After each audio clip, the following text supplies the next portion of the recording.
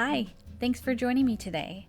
Today we are making some very cute UV resin Easter jewelry in the shape of Easter eggs. To my UV resin, I am adding cotton white mica powder from my Arteza mica powder set.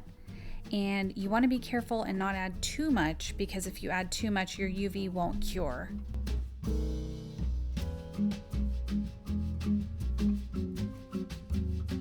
Just like with regular resin, make sure you stir the crap out of this.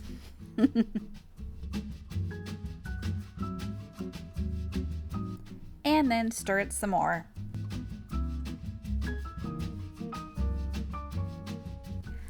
This cabochon mold has definitely seen better days, but the ovals that I'm going to be using to make the eggs are totally fine still.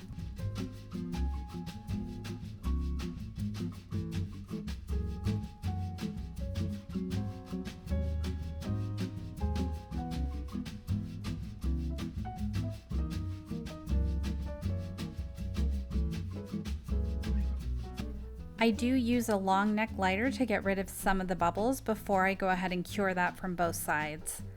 This is technically a double-sided UV lamp, but unfortunately it doesn't work as a double-sided UV lamp any longer. To this white mica powder mixture that I have left over, I added some yellow resin dye, and I cannot get it to mix in. It just won't do it. I even add more, think maybe I can do it that way. It just doesn't work. So I start over with clear resin and add the yellow dye to that.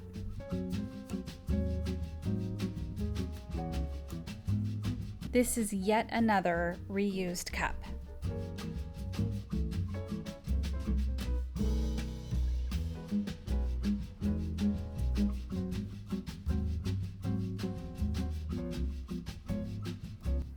This definitely mixed in much better.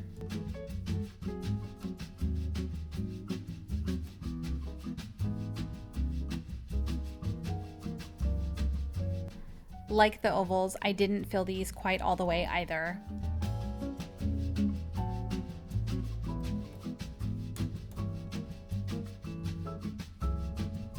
I want them to be a little bit deeper in color, so at first I tried an orange alcohol ink marker, but it was too translucent. I didn't like it.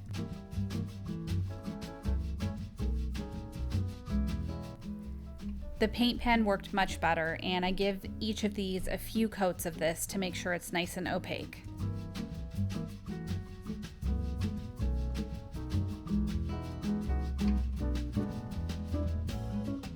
You can see my iPad over there on the left just barely, and I was actually watching a bunch of premieres while I was doing this. So I was chatting in those chats while trying to get this done.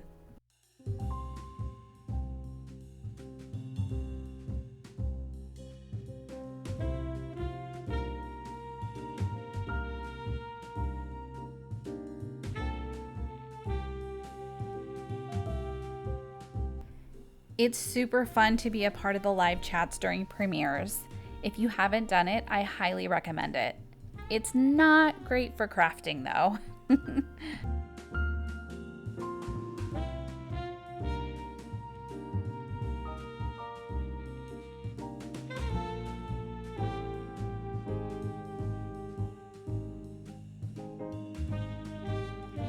Since these are technically Easter eggs, we definitely have to decorate the outsides. I use my Posca paint pens in Easter colors and do designs like you would see on traditional Easter eggs.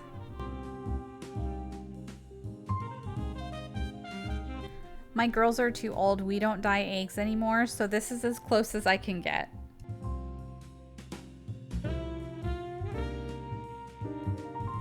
Once again, my inability to draw a nice circle comes back to haunt me with these. It's okay though, it just looks like it was done by a kid.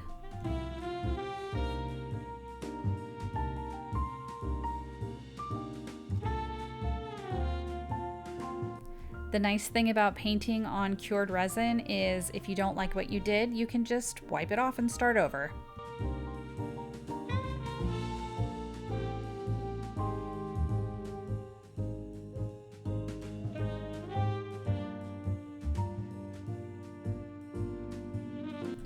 I do end up needing to do 2 coats on all of these to make sure I have enough coverage. I feel like the yellow could have used at least a couple more coats, but to be perfectly honest, I was kind of over it, and these are for me anyhow, so totally fine.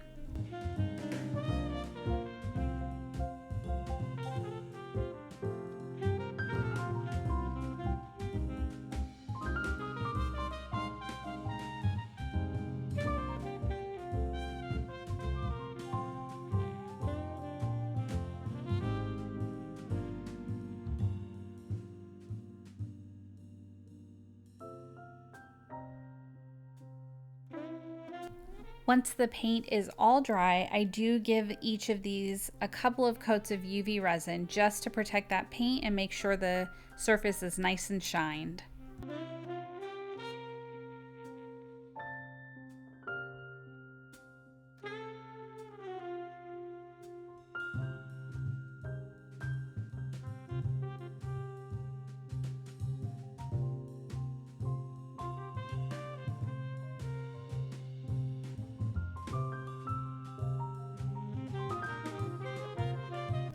Now it's time to attach the yolks.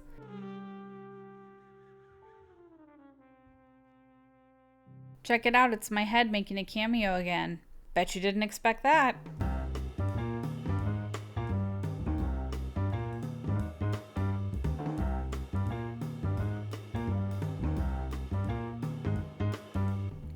Once I get the yolks put in place with a little bit of UV resin, I coat that entire side, including the yolk itself.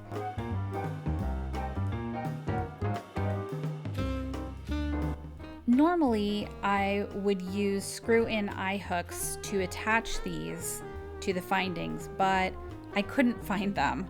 So instead I'm using these eye pins, which are used for jewelry making. I put a few seed beads on them just to make them a little cuter, and then I UV resin them on.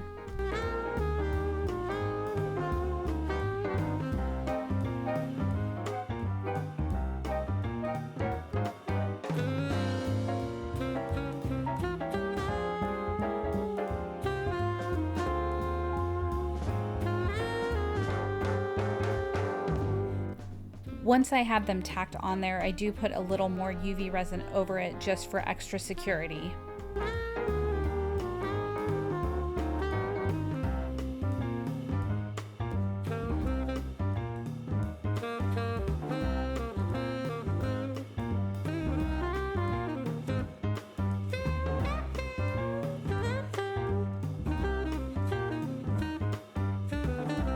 And now I attach the earring wires to the eye pins.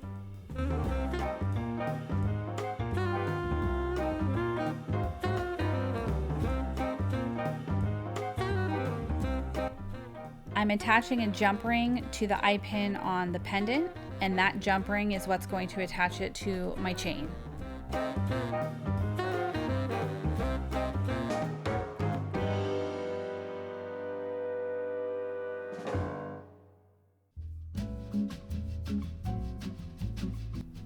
It took me like a year to get this on the chain. It fit perfectly fine. I don't know what my problem was. But this jewelry is all done. I think it's so cute. It's perfect for Easter, and you can do this with other things as well. This kind of a mold actually makes really cute avocados too.